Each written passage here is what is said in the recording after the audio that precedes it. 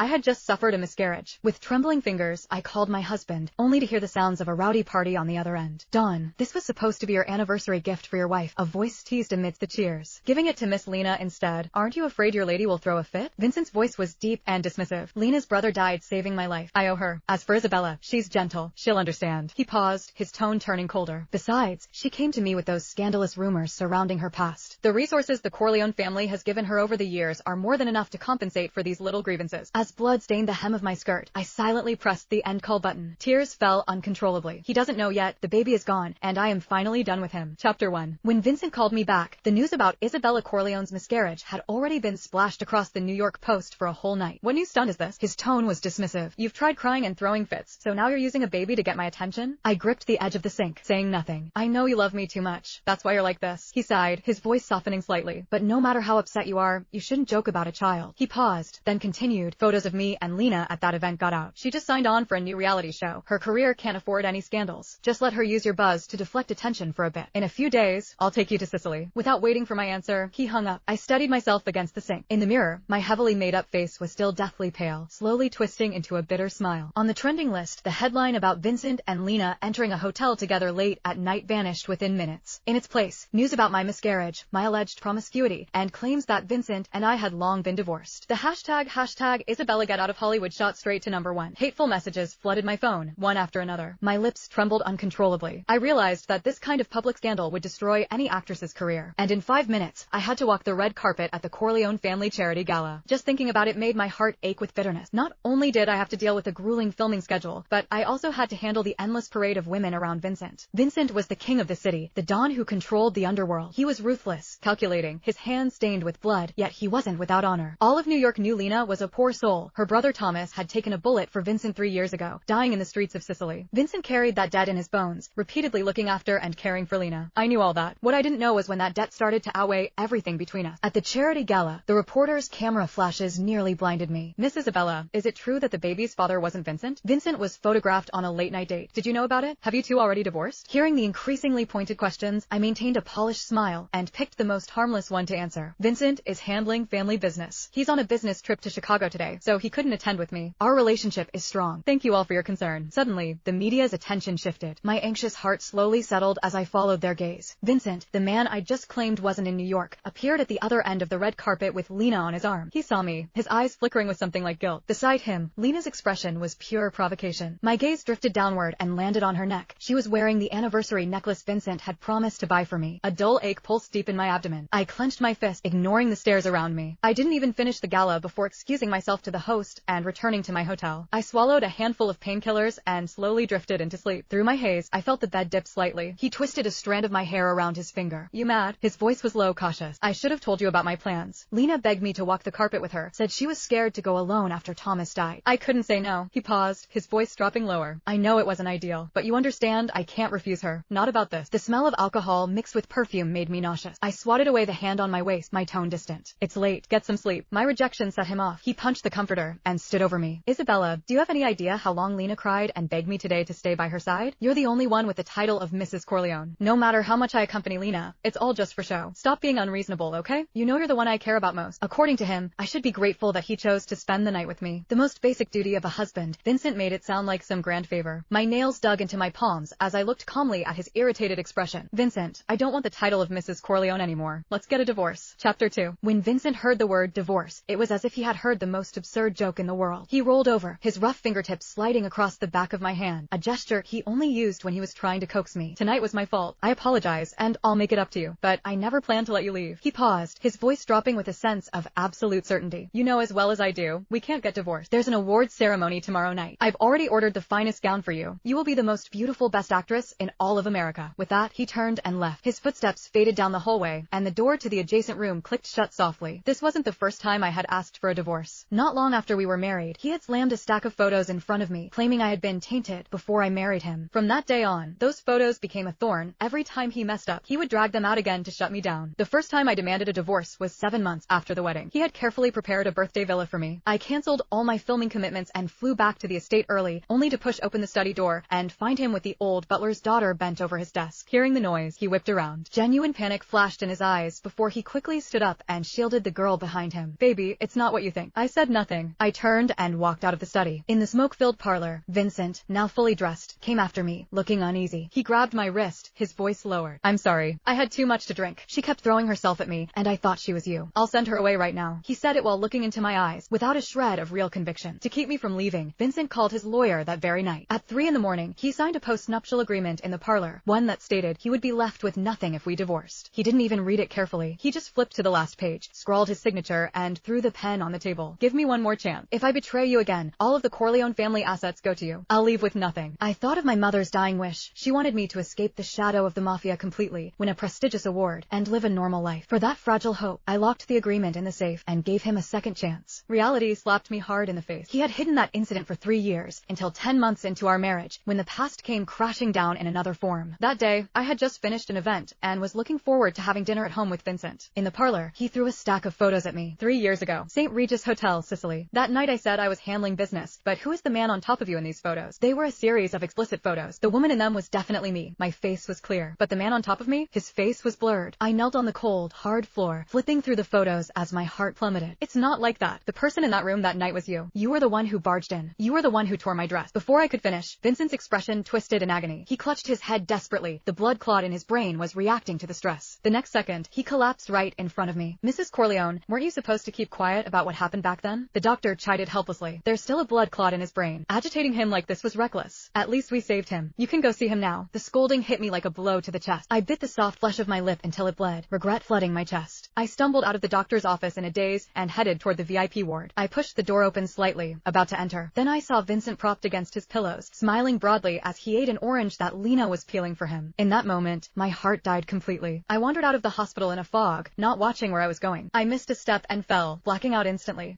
Chapter 3. When I woke up back then, Vincent was keeping watch by my bedside. Those eyes of his, so accustomed to slaughter and plunder, were now webbed with fine, red streaks of exhaustion. The doctor said you're 4 months pregnant. He placed his hand gently over my lower abdomen, his voice carrying a tremor that bordered on the sacred. This is the true heir to the Corleone family. How could you be so careless? You didn't even realize you were pregnant. It's a blessing you fainted right next to the hospital. The injuries weren't severe otherwise. I don't know what I would have done. His eyes reddened slightly. Don't worry. I'll be a good father. I'll take care of you both. In that moment, I almost fell for the illusion that this Mafia tyrant had truly turned over a new leaf for the sake of this unborn life. In the days that followed, he actually began a surreal transformation. He tossed all his Cuban cigars into the shredder and locked his sidearm and those shadow ledgers away. The number of servants at the estate doubled. He began personally reviewing the chef's daily prenatal menu and turned down every late-night family drinking session. Every night, he would lean against the pillows and read stories to the baby in that deep voice of his, thick with a Sicilian accent. We're going to have a complete family, Isabella, he whispered, kissing my forehead. I swear, I won't let you repeat your mother's fate. His aunt came to visit, patting my hand with relief. Vincent has truly settled down this time. In Sicily, a man isn't truly grown until he has roots. For the sake of the child, give him one more chance. I watched his silhouette in the study as he picked out a crib for the baby, my heart a chaotic mess. I grew up in a single-parent home. The pain of being mocked as a bastard with no father was a nightmare I could never escape. I thought to myself, I should give this man one more chance, if only for the life inside me. However, on the day of my checkup, the old servant who usually looked after me suddenly fell ill. I called Vincent 10 times. Each call vanished into the void. Enduring my physical discomfort, I took a taxi back to the Bel Air estate alone. The moment I pushed open the door, the silence I expected wasn't there. Giggles drifted from the kitchen, accompanied by the rhythmic thud of something hitting the counter. My fingertips went cold as I moved toward the sound. Step by step, through the ajar door, I saw the man who had promised me a complete family, pressing a young kitchen assistant against the countertop. The woman was wearing nothing but a thin lace apron. Madam, the woman spotted me and let out a sharp gasp. Vincent finally turned his head. The intoxication on his face froze instantly, turning as white as a sheet. Isabella. He scrambled to push the girl away. His shirt buttons weren't even done up as he stumbled toward me. Let me explain. Don't get upset. Don't touch me. My voice was agonizingly raspy. I stared at the fresh, crimson blooms spreading on the floor beneath me, my body growing colder by the second. Calm down. Just listen to me. He told the woman to leave first, then grabbed my shoulders, his voice frantic. I'm sorry. I was drunk. I made a stupid mistake. I promise it will never happen again. This isn't the first time. I interrupted him, looking directly into his eyes. Vincent, count them. Exactly how many times has it been? He fell silent. That silence chilled me more than any explanation could, not because he had nothing to say, but because he knew anything he said would be useless. Sensing the dead, ashen resolve in my eyes, his expression shifted as a thought struck him. He took a deep breath and pierced my only weakness with surgical precision. Isabella, you come from a single-parent home. You know that hardship. The child isn't even born yet. Can you really bear to let him walk that same path? On the day I received the notice that my mother was terminally ill, I had tearfully shared my past with him. The irresponsible father, the constant moving, the years of drifting between relatives' homes. That night, he held me and promised he would give me a home that was forever whole. soul. Memory overlapped with reality. The secrets I had whispered in the middle of the night were now the weapons he used to control me. I didn't say a word. He took my silence as a sign of submission, and his posture relaxed. That's a good girl. He reached out, intending to drape his arm around my shoulder as he usually did, his tone carrying a habitual sense of indulgence. I stepped aside. His hand met empty air, freezing mid-motion. Chapter 4. Don't worry, I stared into his eyes, enunciating each word. The child definitely won't be born into a single-parent household. After hearing this, Vincent laughed dismissively. What, do you have some other man waiting for you out there? Isabella, you've been with me since you were 20. Besides me, who in this world would dare take you in? His tone suddenly halted, a trace of crimson seeping into his eyes. It's not that man who took your virginity. What the hell can he even offer you? Don't forget, your mother's dying wish was to see you win 6 Best Actress awards. If you divorce me, can he give you that title? He leaned in close, tucking my disheveled hair behind my ear, his tone turning calm, almost gentle. Get some rest, baby. Stop entertaining these unrealistic fantasies. I leaned against the cold headboard, listening to those sounds pierce through the wall. Slowly, I felt something tearing deep in my lower abdomen. It wasn't regular pain. It was a dragging, wrenching agony, violent and sustained, carrying an ominous weight. I slowly crouched down, my back against the wall, hands desperately clutching my stomach. Blood flowed down my legs, spreading into a dark red stain on the floor. I understood then. The child he'd just used to threaten me, in this very moment, it was gone. I didn't cry. I just sat there on the cold floor, sat until daylight crept through the curtain gaps, sat until the noise next door finally quieted, sat until the painkillers wore off and my hollow abdomen throbbed. But compared to the hole in my heart, this pain actually made me clear-headed. The next evening, at the awards ceremony, stars glittered everywhere. Ignoring the stares, I settled into my seat, my palms slightly damp with sweat. I'd been waiting 10 years for this trophy. From clawing my way through the mud to being forced to accept this blood-soaked marriage, my only support was what my mother said as she held my hand on her deathbed. Win the award. Prove you're not someone's accessory. I'd truly fought my way here. Countless nights waiting on set, countless times being screamed at by directors and starting over, countless times maintaining a polished smile for the media, only daring to force my tears back once I'd turned into the bathroom. During those years, what gave me the strength to carry on wasn't Vincent, wasn't this marriage, it was those words, and the trophy on that stage. Tonight. It was happening tonight. Next, we'll be presenting the award for Best Actress of the Year. The host's voice rang clear. For this award, we're honored to have a special guest reveal the winner, the esteemed Mr. Vincent Corleone. Under the spotlight, Vincent slowly took the stage. He stood before the microphone, his voice low and magnetic. This award's recipient is very special to me. I know how much she's sacrificed to get here today. She is. I instinctively straightened my spine, ready to greet the finish line that belonged to me. Lena. The smile froze instantly on my lips. Lena, seated in the row ahead of me, let out a shriek of delighted surprise. Not until she walked toward the stage did I notice that her emerald gown matched Vincent's tie perfectly. They were the couple. Vincent lowered his eyelids and looked at me through the crowd, his expression apologetic. But Lena said that Thomas's final wish before he died was to see his sister stand on an awards stage with his own eyes. She'd cried and begged all night long. Vincent, carrying that guilt in his heart, couldn't bear to refuse, so he could only give the trophy to Lena for now. He figured it was just one trophy. He'd make it up to Isabella with another one later. While Vincent was lost in thought, disaster struck.